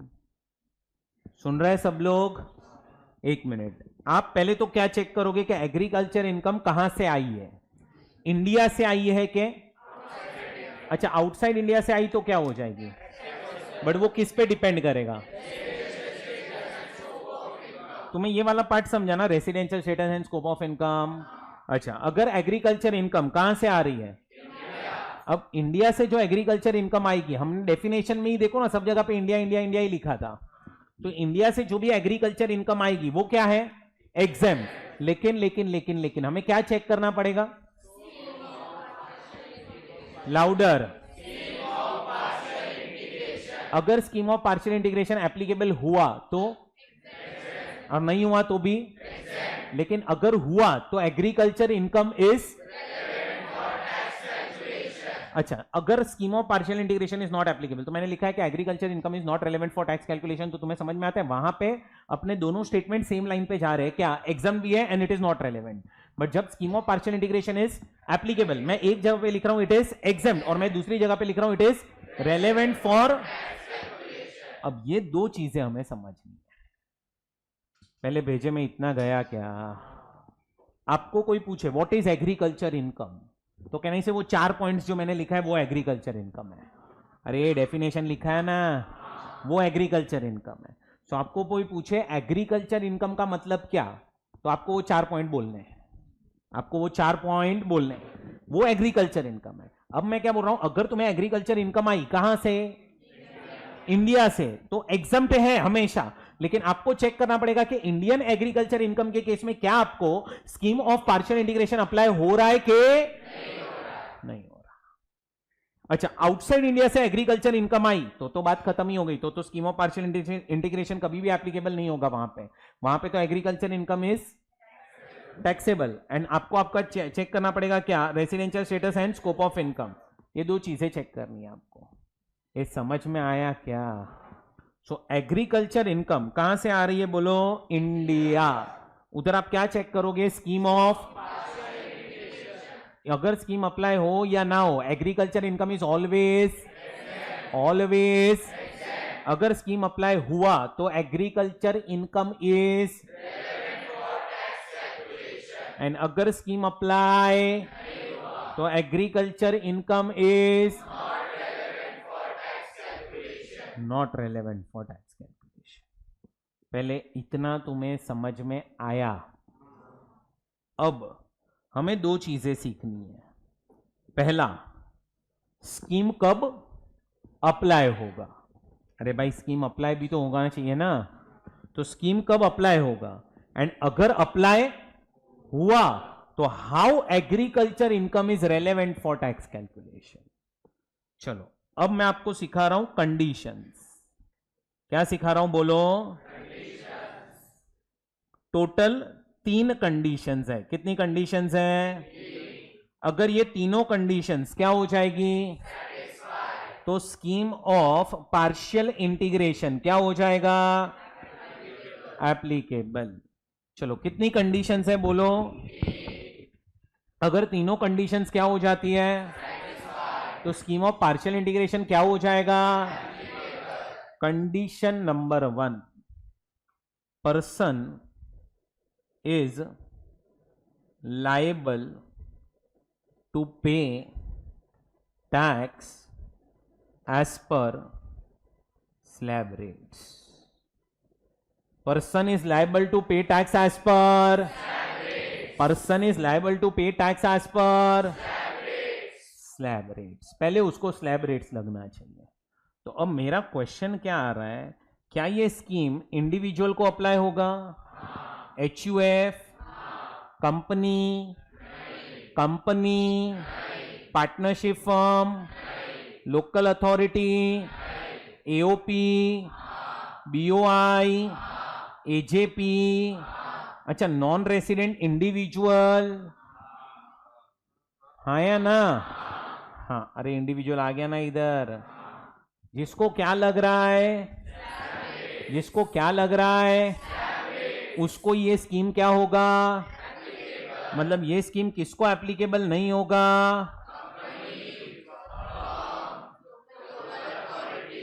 इन लोगों को अप्लाई नहीं। लिखा ना पार्टनरशिप फर्म, क्या बेवड़े 2 बार वही बोलेगा क्या, इन सबको अप्लाई नहीं होगा।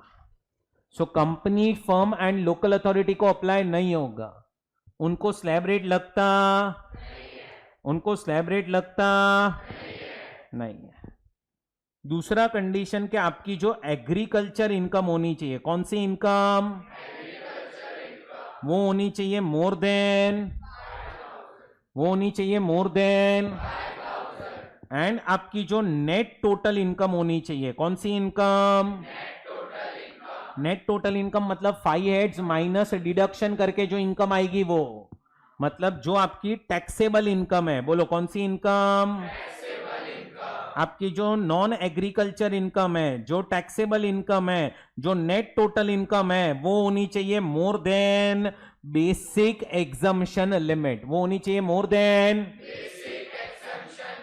Basic exemption limit. डिपेंड करेगा कि आप ऑप्शनल स्कीम में हो के, ऑप्शनल स्कीम में अगर आप रेसिडेंट सीनियर सिटीजन हो तो बेसिक एग्जम्पशन लिमिट, अगर आप सुपर सीनियर सिटीजन हो तो, एंड अगर आप अदर्स कैटेगरी में फॉल हो रहे हो तो, और डिफॉल्ट स्कीम में सबके लिए एक ही बेसिक एग्जम्पशन लिमिट है 3 लाख।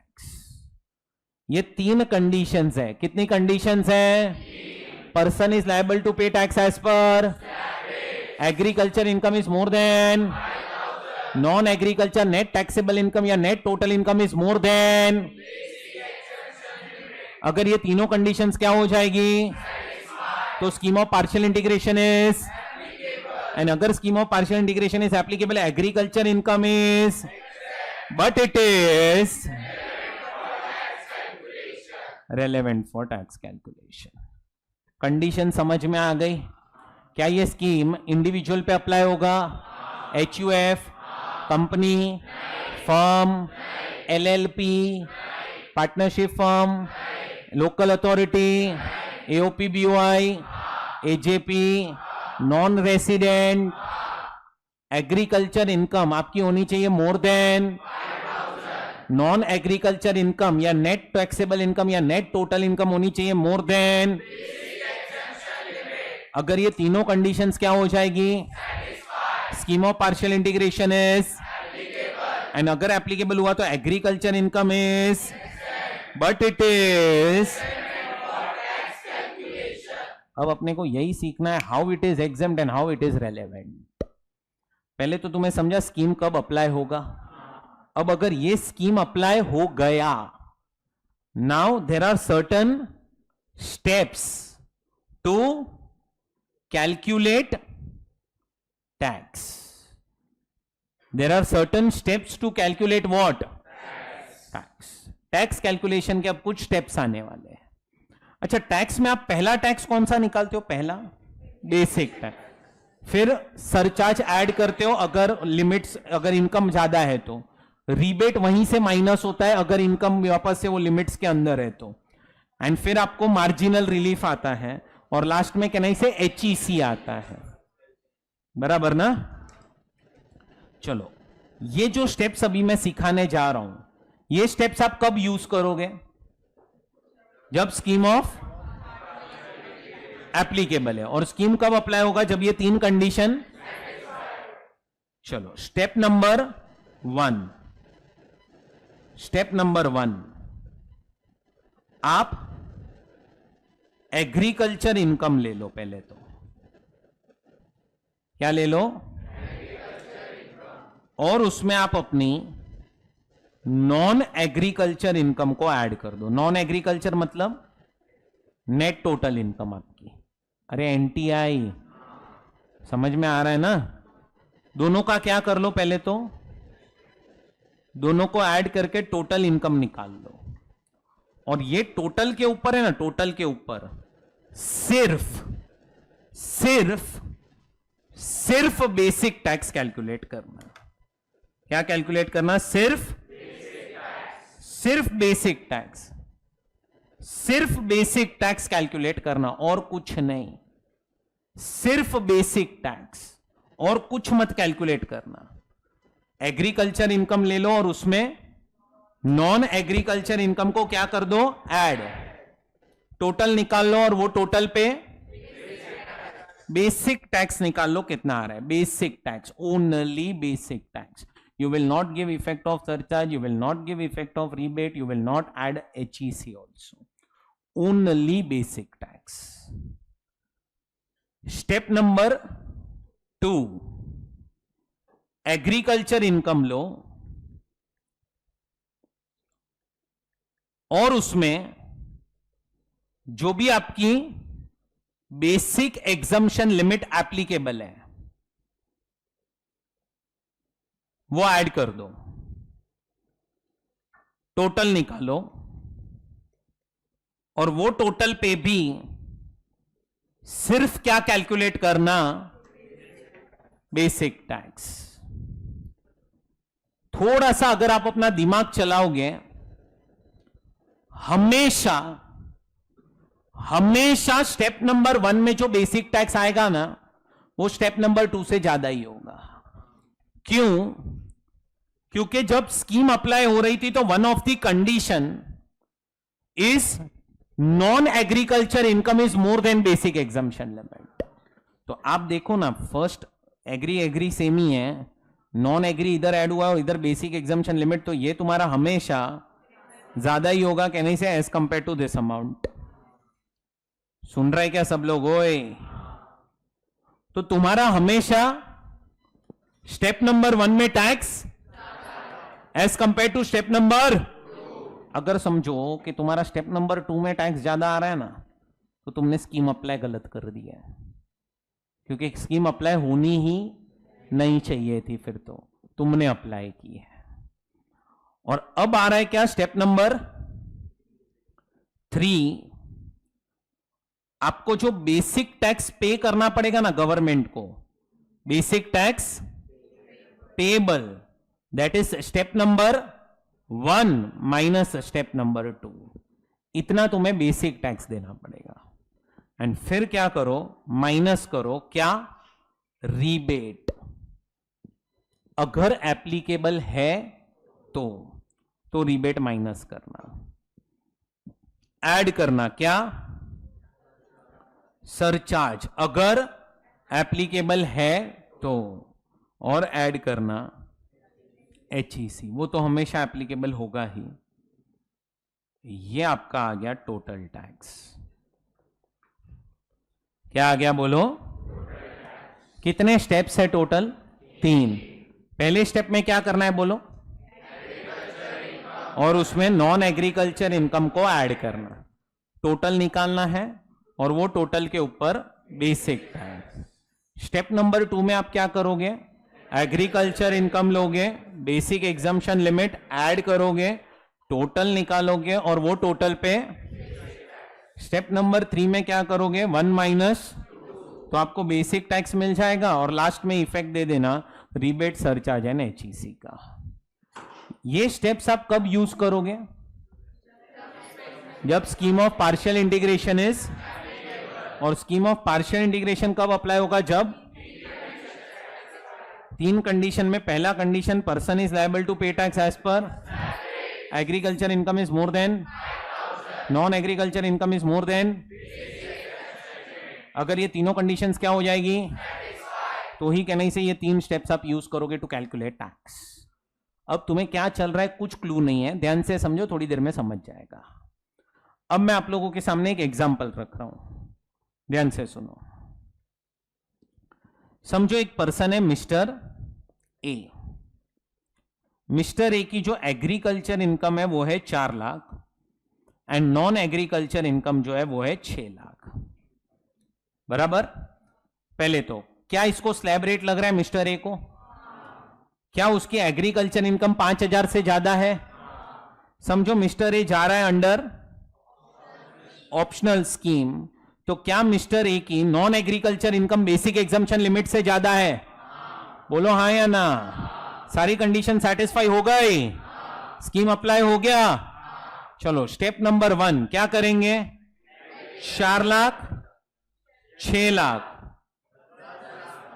और 10 लाख पे अपन क्या निकालेंगे, कहने से वो आएगा 1,12,500। कैसे आया 1,12,500, 0.2 से लेके 2.5 लाख तक 0, फिर 2.5 लाख से 5% एंड 5 लाख से 20%। समझा कि नहीं समझा, समझा।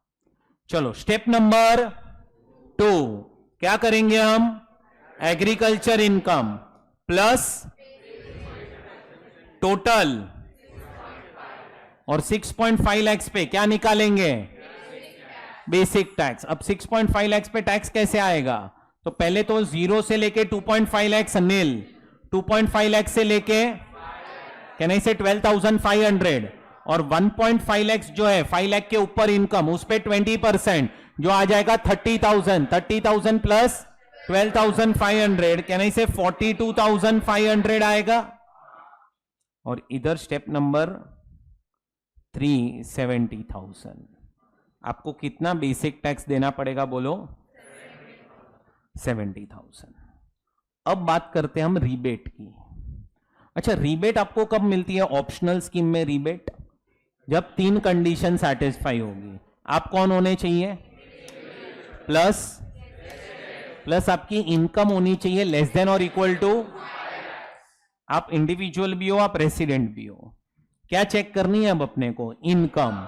अब क्वेश्चन क्या आ रहा है कि सर इनकम में हमें कौन सी इनकम चेक करनी है, एग्रीकल्चर, नॉन एग्रीकल्चर के दोनों। तो अब ध्यान से सुनना, रीबेट के लिए you will check only non agriculture income. क्या चेक करोगे? कितनी है मेरे एग्जाम्पल में नॉन एग्री? 5 लाख से, तो इसका मतलब रीबेट मिलेगा। अच्छा, सरचार्ज कब लगता है? Surcharge when income is more then 50 lakhs, 1 crore, 2 crore. वापस से अपने को क्या देखना पड़ेगा? इनकम। सरचार्ज के लिए क्वेश्चन आ रहा है कौन सी इनकम देखने की? एग्रीकल्चर, नॉन एग्रीकल्चर के दोनों ऐड करके वापस से चेक क्या? अच्छा, नॉन एग्रीकल्चर इनकम कितनी है मेरी? 50 लाख से सरचार्ज लगेगा? डायरेक्टली क्या आ जाएगा? Health and education cess 4%, final answer 72,800। 72,800। एक मिनट, एक बार पहले रिवाइज करते हैं और फिर समझते हैं ये क्या बोलना चाहते हैं। एग्रीकल्चर इनकम अगर आपको कहां से आ रही है? It is, but it depends on. अगर आपको एग्रीकल्चर इनकम कहां से आ रही है, तो उधर आप क्या चेक करोगे? स्कीम ऑफ एप्लीकेबल हो या ना हो, agriculture income is, but if scheme is applicable then agriculture income is. Scheme कब अप्लाई होगा? जब 3 condition, person is liable to pay tax as per, agriculture income is more than, non agriculture income is more than. तीनों conditions अगर क्या हो गई, तो आप कहने से ये 3 स्टेप्स यूज करोगे और टैक्स निकालोगे। स्टेप नंबर 1 एग्रीकल्चर इनकम, उसमें क्या ऐड करोगे? टोटल लोगे और उस पे क्या निकालोगे? स्टेप नंबर 2 में एग्रीकल्चर इनकम प्लस टोटल, और उस पे क्या निकालोगे? स्टेप नंबर 3 में basic tax at step 1 and basic tax at step का डिफरेंस ले लोगे, वो आपको बेसिक टैक्स भरना पड़ेगा। और फिर rebate, surcharge and HEC। Rebate और सरचार्ज तभी एप्लीकेबल होता है जब आपकी इनकम 5 लाख या उससे कम है या 50 लाख या उससे ज्यादा है। तो उसके लिए आप कौन सी इनकम देखोगे? कौन सी इनकम देखोगे? Non agriculture income. चलिए, अब है सबका ध्यान यहां पे। अपन ने ऊपर 2 स्टेटमेंट लिखी थी, scheme of partial integration apply हुआ तो। Statement number 1, scheme of partial integration is applicable, agriculture income is exempt. Scheme of partial integration is applicable, agriculture income is relevant for tax calculation. ये बराबर।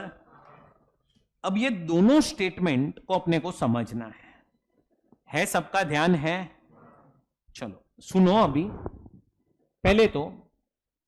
पहले statement की बात करता हूं मैं। Scheme is applicable, agriculture income is exempt, मैंने ऐसा लिखा है। Now if agriculture income is, तो कहने से मुझे टैक्स लगना चाहिए सिर्फ 6 लाख पे, नॉन एग्रीकल्चर पे नहीं लगना चाहिए ना, तो कितने पे लगना चाहिए? अब 6 लाख पे अगर मुझे कोई बोले कि सागर टैक्स कैलकुलेट कर, तो 0 से लेके 2.5 लाख, 2.5 लाख से लेके एंड 5 लाख से लेके 6 लाख, इस 2.5 लाख के ऊपर कहने से मेरा टैक्स हो जाएगा 0, इस 2.5 लाख के ऊपर मेरा टैक्स हो जाएगा 5%, और इस 1 लाख के ऊपर मेरा टैक्स हो जाएगा 20%। ये हो गया नील, ये हो गया 12,500 और ये आ गया 20,000। टोटल करूंगा तो आ जाएगा 32,500। इतना मेरे को क्या भरना पड़ेगा? Basic tax. बोलो हां के ना? बट तुम मेरे एग्जाम्पल में देखोगे तो मुझे कितना बेसिक टैक्स आ रहा है भरने को।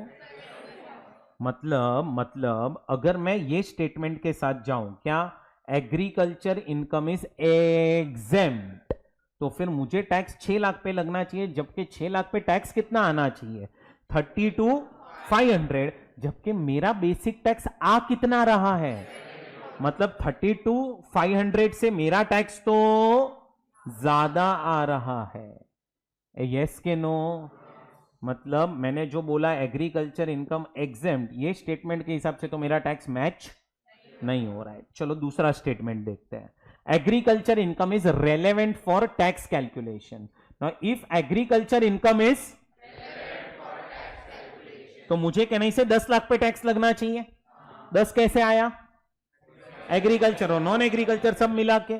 तो अब मैं इसके अगर स्लैब्स बनाने जाऊं 0 से लेके 2.5 लाख से लेके और 5 लाख से लेके, ये 5 लाख, ये 2.5 लाख और ये 2.5 लाख बच गया। ये 2.5 लाख पे टैक्स कितना? ये 2.5 लाख पे और ये 5 लाख पे, तो इस पे टैक्स आएगा नील, इस पे आएगा 12,500 और इस पे आएगा 1 लाख। तो टोटल होना चाहिए 1,12,500। बट तुम समझो मेरा टैक्स तो कितना आ रहा है, मतलब 1,12,500 से कम आ रहा है।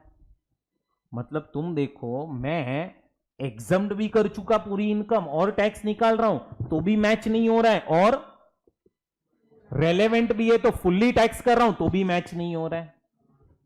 अब ये चल क्या रहा है सबका ध्यान? Pay attention. अब जो मैं आप लोगों को एक्सप्लेन करने जा रहा हूं, ये आप लोगों को एग्जाम में करना नहीं है, this is only for your understanding. ध्यान से सुनने का। कितनी है आपकी इनकम बोलो जरा, उसमें से नॉन एग्रीकल्चर कितनी और एग्रीकल्चर कितनी? चलो पहले तो स्लैब्स बना दो ना, स्लैब्स। तो पहला स्लैब 0 से लेके, मतलब 2.5 लाख ये हो गया। दूसरा स्लैब 2.5 लाख से लेके 5 लाख, मतलब यहां पे 2.5 लाख आ गया। एंड लास्ट स्लैब 5 लाख से लेके 10 लाख, यहां पे कितना आ जाएगा? 5 लाख। है सबका ध्यान है यहां पे? चलो अब सुनो बराबर से, ओए सबका ध्यान इधर। अब ये स्कीम ऑफ पार्शियल इंटीग्रेशन का पूरा मतलब समझो क्या है। देखो सबका ध्यान है। अब गवर्नमेंट क्या बोल रहा है कि जब भी स्कीम अप्लाई हो रहा है तो गवर्नमेंट बोल रहा है आपकी जो बेसिक एग्जम्पशन लिमिट है, कौन सी? तुम ऐसा समझो, तुम ऐसा मानो, तुम ऐसा अज्यूम करो कि ये जो बेसिक एग्जम्पशन लिमिट है ना, बेसिक एग्जम्पशन लिमिट, ये तुम्हारी नॉन एग्रीकल्चर इनकम है। मतलब 6 लाख में से 2.5 लाख इधर चला गया है, ऐसा तुम्हें मानना है। अब जैसे ही आपकी इनकम बेसिक एग्जम्पशन लिमिट से बढ़ी, अब आपकी इनकम देखो 6 लाख होती तो 2.5 लाख इधर ही जाता, फिर 2.5 लाख इधर चला जाता सेकेंड स्लैब में, और 1 लाख इधर जाता।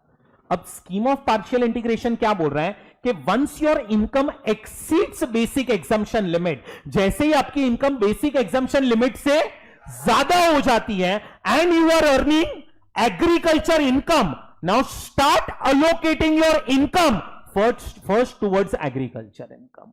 मतलब जैसे ही आपकी बेसिक एग्जम्पशन लिमिट गई, तुम्हें ऐसा मानना है, तुम्हें ऐसा समझना है क्या कि अब जो तुम्हारी इनकम आ रही है वो कौन सी इनकम है?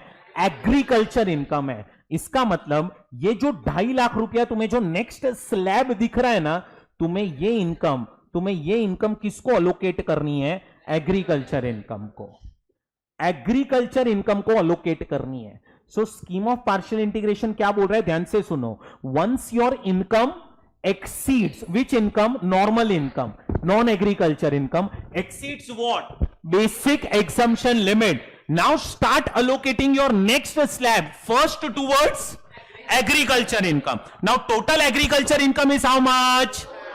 Out of which can I say 2.5 lakhs हमने allocate कर दिया, कितना बचा? तो अब एक काम करो, ये जो 5 लाख रुपया बचा ना आपका नेक्स्ट स्लैब में, इसको 2 टुकड़ों में डिवाइड करो, 1.5 एंड 3.5। ये 4 लाख में से 1.5 इधर जाएगा, और आपका ये जो 6 लाख था उसका अलोकेशन क्या हो गया? इधर 2.5 आ गया और बाकी का ए यहां पे चला गया, बराबर। इतना पहले समझा। बेसिक एग्जम्पशन लिमिट तक आपकी कौन सी इनकम है? जैसे ही आपकी इनकम बेसिक एग्जम्पशन लिमिट से बढ़ी, वो कौन सी इनकम? वो कौन सी इनकम? अब तुम है ना, अब तुम पहले टैक्स कैलकुलेट करो। तो इस पे निल, इस पे 5%, इस पे और इस पे भी 20, 20, निल एंड 5। तो इधर टैक्स कितना आ गया? निल, 12,500, 30,000 एंड 70,000, बराबर। इतना आया। टोटल करोगे तो कितना है? 1,12,500। अरे 10 लाख पे टैक्स निकाल रहे रे। अब सबका ध्यान है यहां पे। अब मैं क्या बोल रहा हूं, ये 2.5 लाख, ये वाला 2.5 लाख कौन सी इनकम है ये? अच्छा, ये 1.5 लाख कौन सी इनकम है? गवर्नमेंट बोलता है हमें तुमसे ये टैक्स और ये टैक्स नहीं चाहिए। क्यों? क्योंकि एग्रीकल्चर इनकम इज एग्जेम्प्ट। तो हमें तुमसे कितना चाहिए? 70,000। कितना चाहिए? 70,000। अब समझो कि हुआ क्या है यहां पे। देखो, सबका ध्यान यहां पे है। अब मैं तुम्हें रीजन बताने जा रहा हूं। 6 लाख जो तुम्हारी टैक्सेबल इनकम है, जिसपे तुम्हें टैक्स लग रहा है, ये 6 लाख पे कैसे टैक्स लगना चाहिए था? क्या नहीं, से पहले 2.5 लाख पे नहीं लगना चाहिए था, फिर 2.5 लाख पे 5% लगना चाहिए था, और फिर 1 लाख पे 20% लगना चाहिए था। तो तुम्हारा टैक्स 32,500 आता। अब एग्रीकल्चर इनकम ने क्या किया पता है? एग्रीकल्चर इनकम ने तुम्हारी ये नॉन एग्रीकल्चर इनकम की जगह ले ली। एग्रीकल्चर इनकम ने क्या किया? तुम्हारी नॉन एग्रीकल्चर इनकम की जगह ले ली। ये 2.5 लाख किसको जाना चाहिए था? 6 लाख को जाना चाहिए था। गवर्नमेंट बोलता है नहीं, ये 2.5 लाख कौन सी इनकम है? तो तुम्हारी जो नॉन एग्रीकल्चर इनकम थी ना, जो 2.5 लाख रुपए की, जो इधर आनी चाहिए थी, तुम्हें समझ में आ रही है? तो वो चली गई पीछे वाले स्लैब में। मतलब तुम्हें क्या हो रहा है पता चल रहा है? एग्रीकल्चर इनकम तुम्हारी नॉन एग्रीकल्चर इनकम की जगह ले लेगा, और तुम्हारी नॉन एग्रीकल्चर इनकम को वो शिफ्ट करेगा into a higher tax bracket. थोड़ा सा और दिमाग चलाओ अभी। अगर मैं बोलूं यही सम में मेरी एग्रीकल्चर इनकम 4 के बदले 14 लाख होती, 4 के बदले, तो तुम्हें समझ में आ रहा है क्या होता? मेरा वो जो 3.5 लाख बच गया ना, 6 लाख का 2.5 लाख इधर चला गया, 3.5 लाख कहां जाता पता है? 30% टैक्स ब्रैकेट में चला जाता। सो गवर्नमेंट क्या बोल रहा है? क्या हम तुमसे एग्रीकल्चर इनकम पे टैक्स लेना चाहते हैं? नहीं। बट अगर तुम एग्रीकल्चर इनकम भी कमाओगे और उसके साथ साथ नॉन एग्रीकल्चर भी इनकम भी कमाओगे, तो ऑन नॉन एग्रीकल्चर इनकम कहने से you can pay higher amount of tax. और हम क्या करेंगे कि जो नॉन एग्रीकल्चर इनकम पे स्लैब लगना चाहिए था, वो जगह एग्रीकल्चर इनकम को देके तुम्हारी नॉन एग्रीकल्चर इनकम को हम शिफ्ट कर देंगे into a higher tax bracket. कुछ समझ में आया? मैं क्या बोल रहा है? सिर्फ 5 करोड़ एग्रीकल्चर इनकम कमा, 5 crore agriculture income, you don't earn any non agriculture income, can say entire income is exam, scheme is not applicable. Scheme तभी अप्लाई होगा when non agriculture income is more then basic exemption limit. तुम्हें समझो non agriculture income कुछ आई नहीं है, सिर्फ 10 करोड़ की agriculture income है, can say entire income is exam. अगर तुम्हारा एग्रीकल्चर इनकम 10 करोड़ है और तुम्हारा नॉन एग्रीकल्चर इनकम 2 लाख है, तो भी हम पूरा एग्जाम्प्ट कर रहे हैं। बट यस, अगर तुम्हारा एग्रीकल्चर इनकम 10 करोड़ है और तुम्हारा नॉन एग्रीकल्चर इनकम 10 लाख है, तो अब तुम नॉन एग्रीकल्चर इनकम पे जो टैक्स भरना चाहिए, कहने से उससे ज्यादा टैक्स भर सकता है। और इसीलिए हम क्या करेंगे? तुझे scheme of partial integration apply करेंगे। और स्कीम ऑफ पार्शियल इंटीग्रेशन का पूरा पर्पस क्या है कि तुम्हारी जो इनकम जिसपे लोअर स्लैब लगना चाहिए था, कहने से वो जगह एग्रीकल्चर इनकम आके ले लेगा और तुम्हारी नॉन एग्रीकल्चर इनकम को शिफ्ट कर देगा। अब तुम मेरी लाइन देखो क्या हो रहा है। एग्रीकल्चर इनकम पे हमने क्या टैक्स लिया कि नहीं लिया? लिया कि नहीं लिया? Agriculture income is exempt, but whether it is relevant for tax calculation? Yes, क्योंकि एग्रीकल्चर इनकम क्या करेगा? तुम्हारी नॉन एग्रीकल्चर इनकम की जगह लेके उसको हायर स्लैब में शिफ्ट करेगा। अब थोड़ा सा दिमाग चला, मैंने आपको स्टार्टिंग में बोला this scheme is applicable only to persons who are liable to pay tax as per slab rate. थोड़ा दिमाग चला, कंपनी को यह स्कीम तुम अप्लाई कर भी नहीं सकता है क्योंकि कंपनी पहले से ही 30% टैक्स ब्रैकेट में, उसको कौन सा तुम लोअर से हायर में शिफ्ट करने वाला है। तो यह स्कीम किसको अप्लाई हो सकता है? जिसको डिफरेंट स्लैब रेट्स एप्लीकेबल है, और डिफरेंट स्लैब रेट्स एप्लीकेबल है तो ही ये स्कीम, कंपनी को टैक्स रेट क्या है, या तो 25 या तो 30, अब उसको किधर तुम हायर में शिफ्ट करने वाला है? जिसको 5 है उसको तुम 20 में डाल सकता है, या 5 को 30 में डाल सकता है। जो पहले से ही 30 में, उसको किधर शिफ्ट करेगा? कुछ आया समझ में? तुम्हें समझ में आ रहा हूं ना? तो ये जो मैंने बनाया ना, this is your step 1, 2 and 3। तुम देखो, पहले मैंने 10 लाख पे टैक्स कैलकुलेट किया, जो आ रहा था 1,12,500। फिर basic exemption limit plus agriculture income 4 lakh, 2.5 lakh plus 4 lakh, उस पे टैक्स कितना आया? 42,500। Step 1 minus step 2 is 70,000। आया समझ में? ये एग्जाम में करना नहीं है, आपको एग्जाम में स्टेप 1, 2 एंड 3 ही करना है। तुम्हारे भेजे में गया पूरा स्कीम। एक फार्मर अगर 10 करोड़ की एग्रीकल्चर इनकम ही अर्न कर रहा है, पूरी इनकम एग्जेम्प्ट है। गवर्नमेंट को देखो, एग्रीकल्चर इनकम अर्न कर रहे हो ना, उससे प्रॉब्लम ही नहीं है। 50 करोड़ कमा चलेगा, एग्जेम्प्ट। बट तू एग्रीकल्चर के साथ साथ नॉन एग्री कमाएगा, तो now on non agriculture income you can पे मोर टैक्स। और इसीलिए उन्होंने ये स्कीम इंट्रोड्यूस की है, इसीलिए उन्होंने ये स्कीम इंट्रोड्यूस की है। सो क्या करता है? एग्रीकल्चर इनकम आपके नॉन एग्रीकल्चर की जगह लेता है, और नॉन एग्रीकल्चर इनकम को शिफ्ट करता है, धक्का मारता है पीछे वाले स्लैब में। तो आपका टैक्स तो बढ़ने वाला ही है, हाँ, लेकिन उतना नहीं बढ़ेगा जितना बढ़ना चाहिए, क्योंकि आपको ऐसे भरना चाहिए था 1,12,500, बट वो लोग बोल रहे हैं एक भाई एग्रीकल्चर पे टैक्स नहीं देने का है, तो 42,500 कम हो गया। आपको देना कितना है? 70,000। क्या तुम्हें ये स्कीम पक्का समझा? ये स्कीम का पूरा कॉन्सेप्ट क्लियर हुआ है? पक्का? कुछ भी डाउट हो तो बोलो। अब स्कीम के अंदर अब तुम्हें एग्जाम में क्वेश्चंस आएंगे, तुम्हें शायद वो टाइम पे क्लिक भी नहीं होगा कि हमें ये स्कीम अप्लाई करना है। सो ध्यान रखना, कब आएगा? पहले तो ये स्कीम कब आएगा? जब आपको क्वेश्चन में नंबर 1 टैक्स कैलकुलेशन पूछा हो, एंड नंबर 2 एग्रीकल्चर इनकम दिया हो, और एग्रीकल्चर इनकम के साथ साथ फिर ये 3 कंडीशन सेटिस्फाई हो रही हो। सिर्फ टैक्स कैलकुलेशन नहीं पूछा है क्वेश्चन में, तो फिर ये स्कीम का मतलब ही नहीं है। ये स्कीम का पर्पस कब आएगा या रेलेवेंट कब होगा? जब आपसे टैक्स कैलकुलेशन पूछेंगे तब। हो जिंदा अभी तक? सो एक मिनट, एग्रीकल्चर इनकम अगर कहां पे आ रही है, क्या हो जाएगी? And it depends on residential status and. अगर एग्रीकल्चर इनकम कहां पे आ रही है, क्या चेक करोगे? एप्लीकेबल हो या ना हो, it agriculture income is. But अगर एप्लीकेबल है तो एग्रीकल्चर इनकम इज, कितनी कंडीशंस है? Person is liable to pay tax as per, agriculture income is more than, non agriculture income is more than. फिर तुम 3 स्टेप्स यूज करके tax निकालोगे। Step number 1 क्या लोगे? प्लस क्या करोगे? टोटल पे क्या निकालोगे? सेकेंड स्टेप में क्या करोगे? प्लस टोटल निकालोगे, और उस पे क्या निकालोगे? और स्टेप 3 में 1 माइनस, और फिर लिबेट सरचार्ज एंड एचई से। क्लियर हुआ? तुम्हें पक्का ये जो एक्सप्लेनेशन दिया वो बराबर है? ये समझा? ये एक्सप्लेनेशन अपने को एग्जाम में ऐसा नहीं बनाने का है।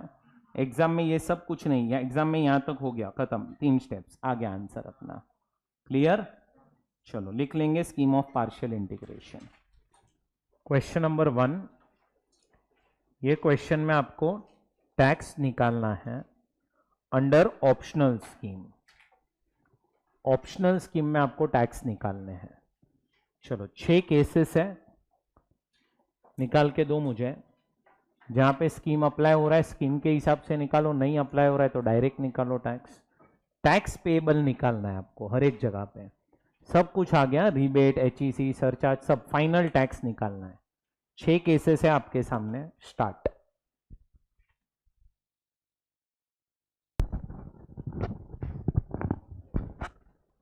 करें अपन, डिस्कस करें अभी। चलो यहाँ पे ध्यान दो, डिस्कस करते हैं अपन। कौन बताएगा फर्स्ट केस का आंसर? Yes, battery. हाँ, फर्स्ट केस में टैक्स कितना आया फाइनल टैक्स। स्टेप नंबर 1 में टैक्स कितना आया आपका? 1,12,500। स्टेप 2 में 62,500। स्टेप 3 में 50,000।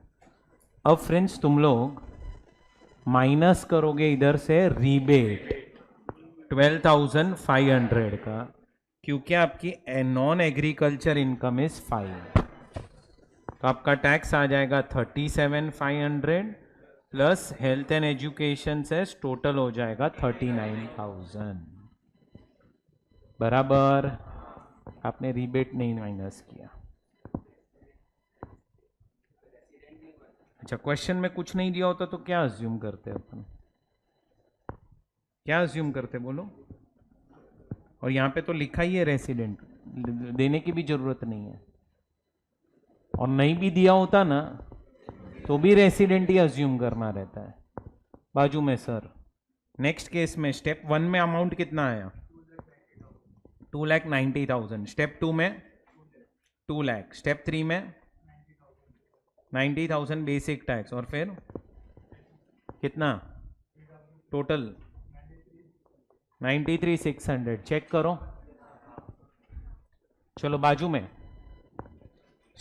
थर्ड केस में step 1 4,12,500। Step 2 2,47,500। Step 3 final answer बताओ। 171,600। चेक करते जाओ। चलो आगे मैडम। 92,500। अरे आगे बोला। हाँ चल तू ही बता अभी।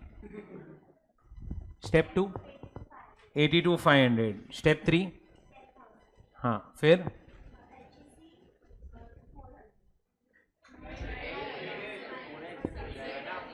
रिबेट आएगा 10,000 का, फाइनल टैक्स आपका हो जाएगा 0। चलो बाजू में आपके HUF वाला केस। स्टेप 1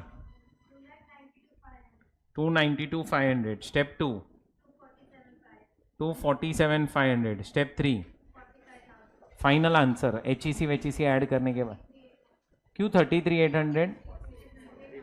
अरे बेवड़े लोग, तुम लोग क्या करते हैं? HUF को थोड़ी रिबेट मिलेगा, इंडिविजुअल को मिलता है रिबेट। कितना आएगा? 46,800।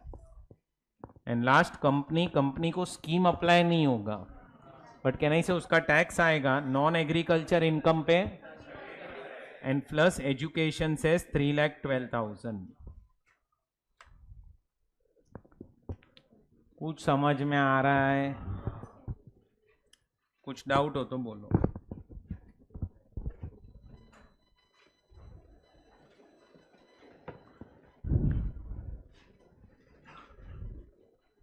कुछ भी डाउट?